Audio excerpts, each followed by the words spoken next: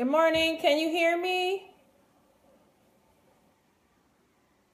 Okay, Marsha, we'll figure something out. Can you hear me? Somebody let me know that you can hear me. We're having some technical difficulties this morning on my computer. Thank you, Carmen. So I'm not going to be able to type back like I usually do, but we'll still be able to talk. My husband is also in the group and he'll be answering some questions if you have them, and whatever I can't answer right now, I'll be happy to double check when I can get back on my computer. I did some videotaping last week and we tried to open a document yesterday, and I'm wondering if that's what has messed my computer up. We need to pray because I can't afford for this computer to be messed up. I got too much stuff going on. Everybody had a good weekend, looks like.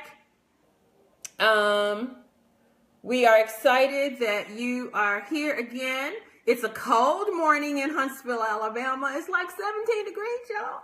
Oh, it's so cold. But we're going to be good. We're going to be good. I have really struggled this past week with the terms of the class as I originally mentioned them, saying that you could only access it if you had registered with and purchased the materials. Well, there are a lot of people who aren't able to, for whatever reason, purchase the materials. So what I decided to do, I did, Deidre. I had an amazing birthday yesterday. Thank you. What I've decided to do is to keep doing the Facebook Live class as I'm doing it. And for those of you who have bought the materials, I have another group called Cooking Up Good Health that's on Facebook. I'm going to add you to that group so that the people who have registered for the class and bought the materials, we're going to be doing some things in that group that the folk who have not bought the materials will be able to do. And I think that way, people who just want to drop in, people who have heard about the class, who are coming in later than when we began, will also be able to get the information that we're talking about on Sunday mornings. But there's some other articles, some food information, just some other stuff, and other conversations we can have in the private group. Last year, I did a cooking class online, and that's when we started the Cooking Up Good Health live group. And so we'll add you to that, and that will be the course that only I can add you to. You may have friends, but they're not going to be able to join because this is a class group for participants that I'm actually teaching through this process. And so tell your friends they can still join us on Sunday morning at 7:30 Central Time. But those of you who have registered and bought the materials, you will be added to the Facebook Live, to the group Cooking Up Good Health, so that we'll be able to talk in a different way. How did everybody do? I'm watching your comments here. How did everybody do this week with your sleeping and the impacts of sleep? I think what we decided to do was to just look at the impact of the choices that we were making on our health rather than always focus on I lost 20 pounds or I didn't lose 20 pounds, which is something that women of a certain age are looking at. And so how did it go? Were there any things that you noticed right away that you didn't notice? I know I posted on Monday that I went to bed really early Sunday night and I was awake at 3 o'clock, y'all. The body was rested. I was awake. I got up. I started doing some stuff. And by 8 o'clock Monday morning, I had accomplished a whole lot. I have decided that I'm not going to get on the scale, but my clothes are fitting differently, which was something that I mentioned last week. And so just post your comments here. Anyone who's noticed something as they change their sleep habits this week. Cindy did well, only to bed one night, didn't notice much difference in the morning. Okay. Yes, Marcia, we're going to figure out how we can actually upload the videos. For the last week, I have been busy with my producer doing some video taping of some other things. And one of those things we need to do is upload the meeting from last week. So we'll make that available for you as well.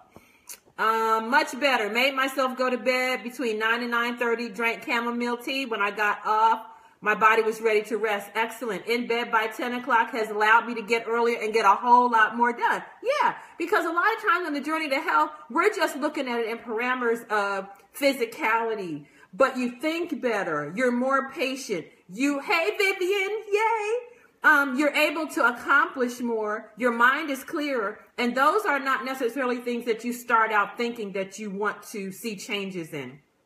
And for those of us who are looking into losing weight, somebody lost 3 pounds last week, slept at least 6.5 to 8 hours of sleep. Excellent. When you get the sleep that you need, you are then able to help the hormones, leptin and ghrelin, which determine how much you eat and when you stop eating. And being asleep early at night literally helps those hormones to balance. So you're not just eating because you want to eat. You're eating because you're actually hungry. And when you eat, your body tells you right then, that's enough. You don't have to eat anymore. So I'm really glad to hear that those things are happening. Today, what we're talking about is exercise. Good morning, Katrina. So glad you could join us. I hope that other folk are also telling their friends that we're on and they can join us. Somebody lost 6 pounds, been doing green smoothies daily and watching what I eat. Excellent choices for the new year. Today we're talking about exercise and we title it Get to Step. And those of you who have the materials, I'm not going to go over everything that's in the book, but I want to highlight a couple of things. When I was diagnosed with breast cancer 22 years ago, I thought I was in pretty good shape because I was exercising. I lived in Atlanta. There was a gym around the corner. The sisters were in there thick. If you didn't get there in time, you would not have a place on the floor to exercise. Hey, Rwanda, glad to see you. And so I made sure that I always got to my class about 30 minutes before the class started, and I would do the Stairmaster first, and then I would get into the actual class. And as I participated in the class, hey, my cousin David, I began to notice, because there were so many African-American women there, that they were working out every day, sometimes 3-4 times a week, but they weren't getting a whole lot smaller. And I think it was because of our structure. When I was diagnosed with breast cancer, I started to reevaluate my exercise routine because I would drive from my house to the gym, work out for an hour, 3 times a week. And as I began to understand some things that I already knew, but I was relearning, I decided that I wasn't going to go to the gym as much, but I was going to continue to exercise as much. I was going to do more exercise outside. And again, a lot of times when we are talking about changing our lifestyle, one of the first things that we focus on is weight loss. But for me, it was breast cancer. And I decided, okay, I'm going to do this because I want to improve my health. And I wasn't focusing on weight loss. I was focusing on getting rid of the breast cancer. But as I began the exercise routine, and I went from 3 days a week to 5 to 6 days a week, literally for about an hour a day, and I backed up from all the heavy exercise I was doing in the gym, and I went a couple days, I think, to the gym, but the other days I just walked outside. And as I began to do the walk outside, I noticed one thing in particular. When you're in the gym, you're breathing out your stuff and you're breathing in what other people are also breathing out. But when you're walking outside in the sunlight and the oxygenated air, which is negatively charged, which is good for our bodies. And it does something different to the body than when you're inside in an enclosed quarters. And so the exercise that I began to do was just walking. And my neighbors used to tease me because they would be seeing me out their windows in the morning, sometimes as the sun was coming up, and I was just moving. And I noticed how much better my circulation was. And so, have my niece Cheney, tell your mom and daddy to get on here. I noticed that as I exercised, I really wasn't focused on weight loss. And that's what I want to talk about today. Let's not focus on the weight loss, because when we're exercising, one of the best benefits of exercise is improved circulation. And I thought sometimes if you're laying asleep or sitting somewhere and you're on your arm or your leg and it starts to tingle because it's not getting circulation. It's because you're not moving. And as soon as you stand up and start moving around and stretching your arm or whatever has been affected by the non-movement, the blood starts to course into that area of the body again, and you start to feel better. The same concept applies when you do exercise generally. When you're not doing regular exercise, I see Dr. Darla Mann-Putnam has joined, and she is a shining example for this last year of how she incorporated exercise and just transformed her body. We were classmates at Oakwood University, and let me tell you something. We all 59 and 60 years old, but you can't tell by looking at us because of the choices that we're making. So if you want to improve your circulation, going from sedentary or just not as active as you could be, just exercise. Very simple. Walking is one of the best things that you can do every day, 30 minutes to an hour. And if you can't do the exercise all in one time, then do it in 2 15-minute segments or 3 10-minute segments. The other thing with exercise is we have thought and been taught for years that you had to do it a certain way, and we discounted the value of housework. If you are still doing your own housework and you're vacuuming or anything like that, you can work up a sweat and your heart rhythm can change by doing that. So count that sort of thing in as exercise as well. The other thing that helps with or is benefited by exercise, of course, is digestion. Sometimes people are experiencing problems with their digestion and elimination, and sometimes just exercising stimulates the digestive tract so that those intestines are squeezing the food through, and you start to have better bowel movements than you had when you weren't exercising. So that's another benefit of it. And these are things that I started to see when I started doing the exercise outside. When you're doing the exercise, you sleep better. So if you're going to bed, like we decided to do last week, and starting to exercise, your sleep is going to be improved. One of the reasons is because you have now used the muscles in your body, and they're getting tired. So when it's time to go to bed, they're ready to relax and go to sleep. What kind of exercise can you do? Walk. The Bible says, rise, take up your bed and walk. And what I like to say is rise, make up your bed and walk. And I knew because we were talking about this today, I'm like, okay, so it's 17 degrees outside. I don't know if I'm going to walk this morning, but I need to get out there and get some exercise, especially because of the benefit of the cool air. The other thing that happens when you're walking is as you're walking and you're breathing more deeply, your lungs have to expand in order to accommodate the air that you're breathing and the stress that you're putting on your system to give you the breathability or the oxygen that you need. So another way to improve your lung capacity is just by exercising. And if you have been sedentary and haven't done a lot of exercise, you're going to feel a shortness of breath.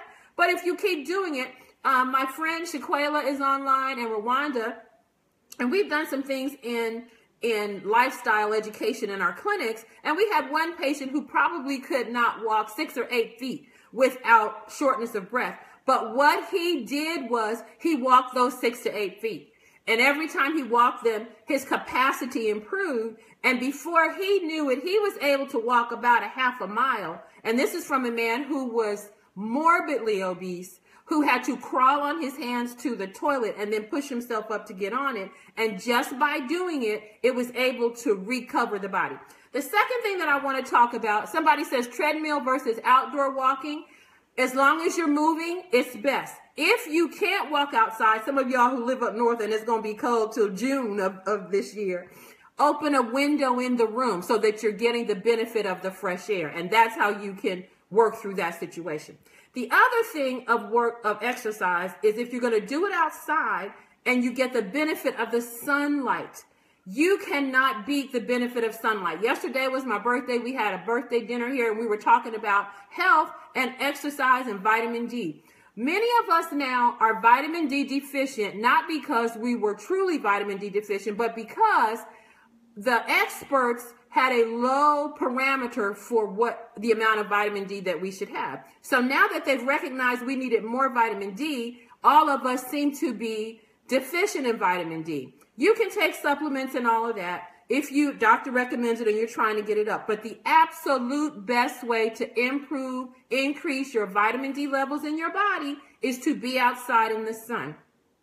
15 minutes a day is all that it takes. And there's a lot of discussion about exposure to the sun, overexposure to the sun, and whether or not you're going to increase your risk for skin cancer.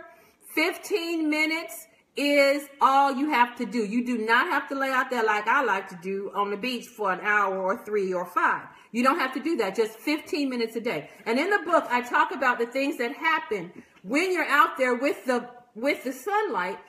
Yesterday in our conversation, someone was talking about their cholesterol was elevated. When you're in the sun for 15 minutes a day, when the sun hits your skin, if there is excess cholesterol in the blood, it converts it to vitamin D, which the body can then absorb and use to help other systems in the body, not just your bones, but your immune system, which is going to decrease your risk for disease. Yes, Darla, we are deficient as African Americans because we don't spend as much time out in the sun.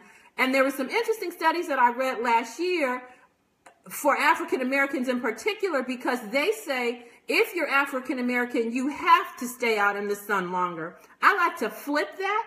If you're African American, you get to stay in the sun longer because of the melanin protection that God has put in our skin. If you are non-African American, European descent, you should be especially careful out there, but 10 to 15 minutes a day is the dosage that you need. And if you do that, you shouldn't have any problem. So when the sun hits your skin, if the cholesterol is up, it lowers it. If your blood pressure is up, it lowers it. If your blood sugar is not where it needs to be, it adjusts that.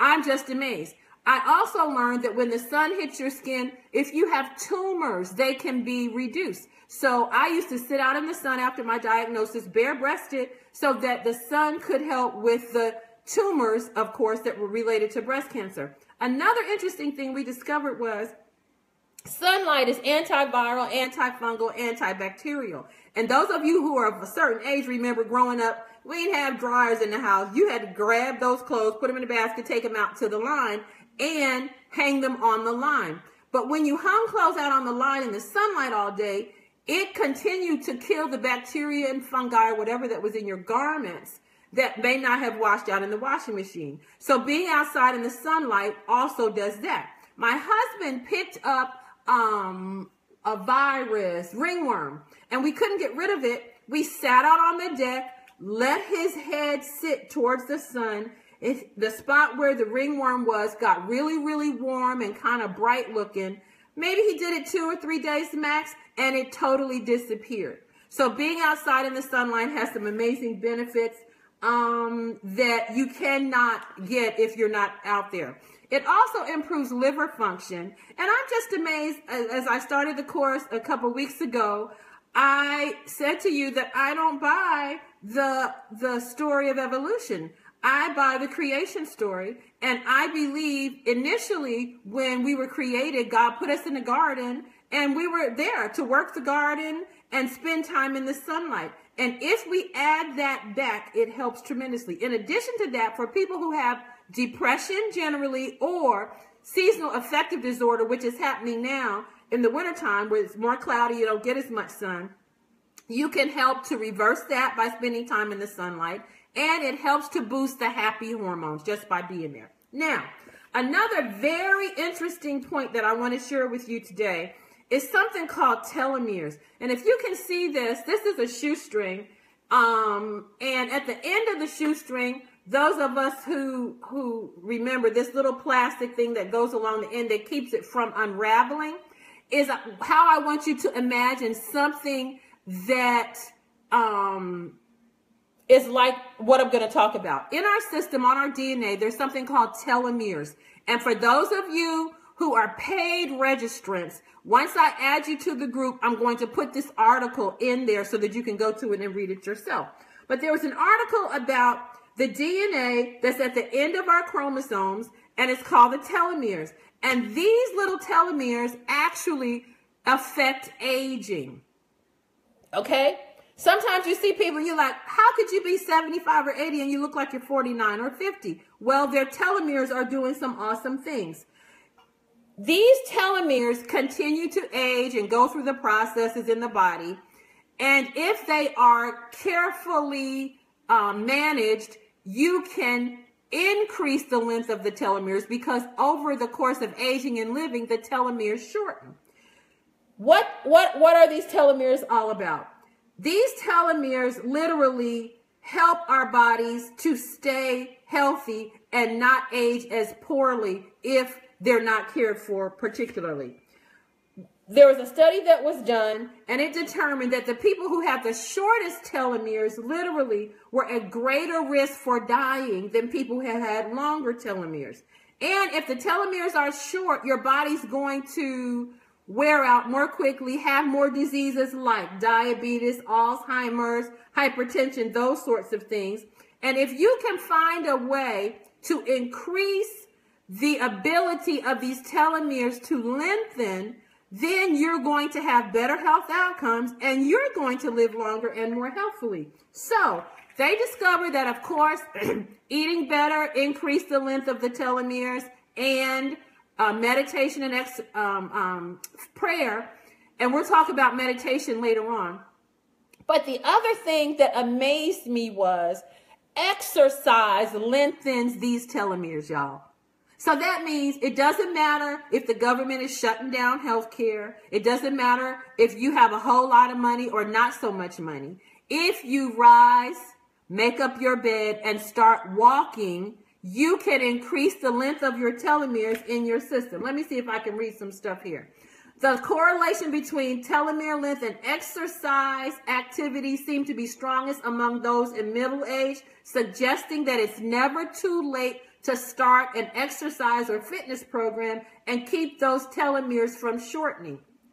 People who started in middle age to add an exercise program of running, these are intense runners, they had telomere lengths that were on average 75% longer than their sedentary counterparts. And you don't have to become a runner if that's not what you want to do. I know some people used to run and now they're trying to get back to running, so that would be helpful. But just by getting up and exercising, putting on the best tennis shoes you can find. Sometimes I remember when I lived in Atlanta, we lived out in Lithonia. I worked downtown in right on 2 Peachtree Street.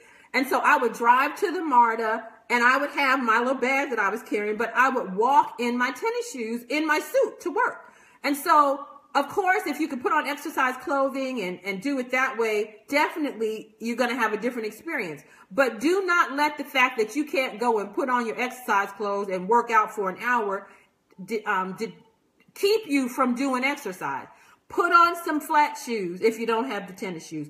Bring some tennis shoes. Keep some tennis shoes at work. Park further away when you go to the mall. After you've eaten a meal, take a 10-minute walk. When you get up in the morning, sometimes when I wake up in the morning and it's cold outside, I hear my husband upstairs doing whatever exercise he does, and he sometimes just goes up and down the steps in our house to get his heart rate moving. And so you can do stuff like that. For people who may have MS, arthritis, that sort of stuff, anybody now can go online to Google, Pinterest, and look up exercises that are low impact, exercises for people who are perhaps incapacitated and can't move their legs, like those of us who are able to do that. And you can do exercises sitting in a chair. Literally, you can download it and look on the camera and do it with somebody. I thought about the Bible text that we are fearfully and wonderfully made. And we often think about that for people, hey, Carla, who stop smoking.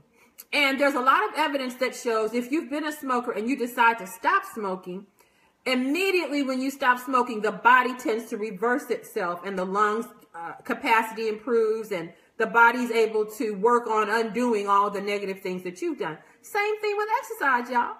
When you start walking, your telomeres are lengthening. Who doesn't want telomeres to be longer so that you are feeling better? And one of the things that I mentioned last week, as you make the different choices, then other people are going to be let into your life that you can tell about what you're doing and actually do some things with them.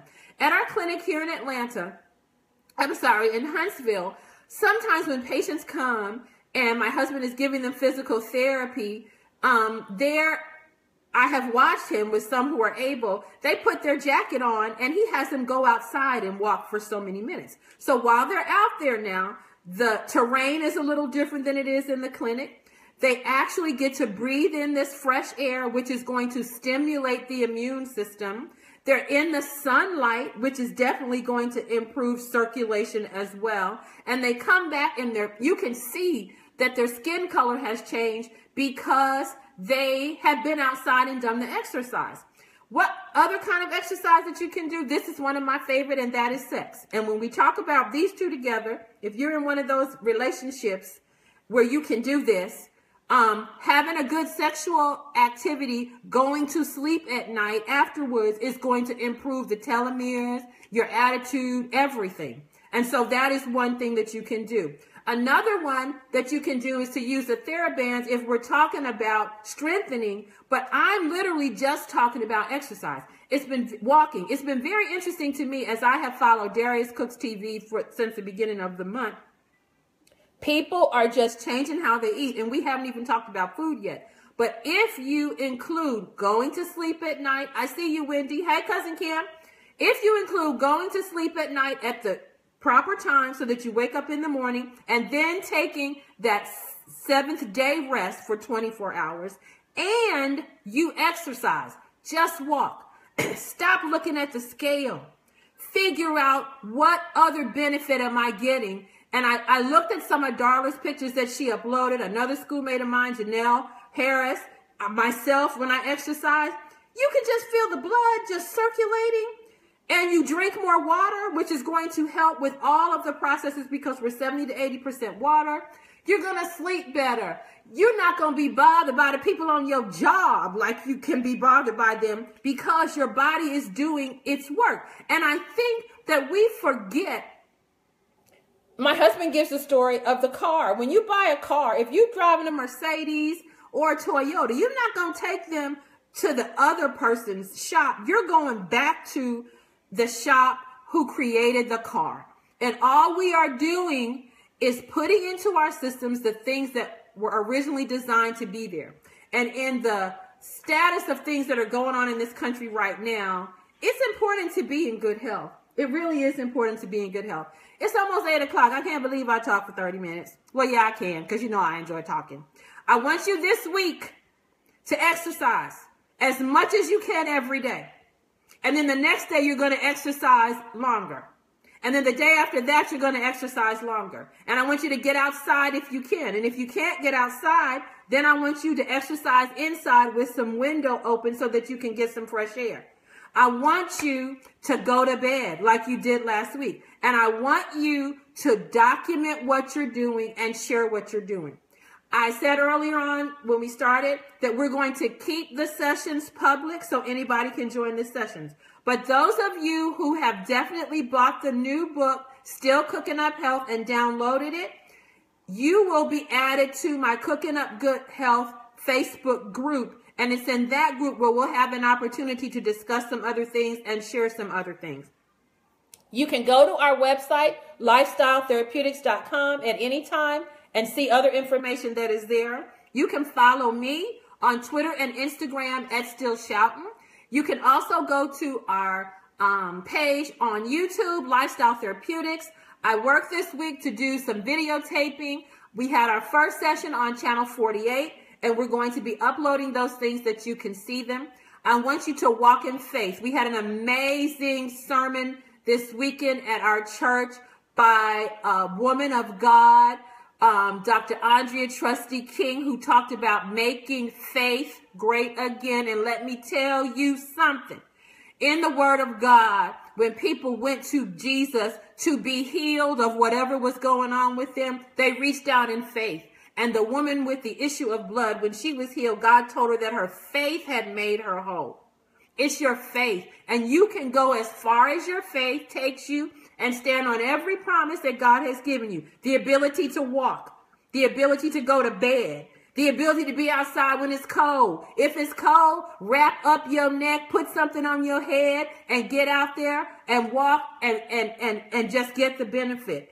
and experience all the promises that we believe we're supposed to have: prosperity, being in good health, and then tell somebody else about it. Don't just hold it to yourself. Tell somebody else about it. If you've got any other questions, I'm going to scroll through now to see if there's anything. Walking on water by faith. That's how you do it, Carla. That's what this is all about. I see you, Latasha. Welcome to our group. Somebody made the hoe cakes. Carla made hoe cakes. I'm excited. I'm excited. This is awesome. Yes, we want to encourage. We want you to tell other people. We want you to do this thing. Get the blessing. Be a blessing. And notice the things that are changing in your body. I had an injury about 6 weeks ago. I had been doing physical therapy with my husband, and just the PT is helping to improve some things that I wasn't trying to work on. Because you know, when God does something, he does everything. Do I see any more questions from anyone? Because I don't want to take up all your day. Hey, Ronnie Woodford, Miss Teresa Anderson, Rhonda. Hey, Rhonda, how are you? Good to see you. If you have any questions, type them in right now. I'll see if I can answer. Cindy works 14,000 to 18,000 steps a day. Cindy, you can improve it as you like to improve it. When I was walking at my highest, I was doing about 5 miles a day. And so the more you do, the more you can do. Our website is lifestyletherapeutics.com. That's spelled lifestyle, THERAPEUTIX.com. Let's get busy. Let's get moving. Let's get to praising God for what he's going to do. Let's be an example to other people. And let's get these telomeres working, y'all. We're supposed to reflect the image of God. We are fearfully and wonderfully made. And we don't need to be looking a hot mess. Excellent. Ruth Butler walks 5 miles a day. Wonderful. Any other questions? No? All right. I wish for you an amazing week. I look forward to hearing from you either via email or in the group that I will add the paid registrants to.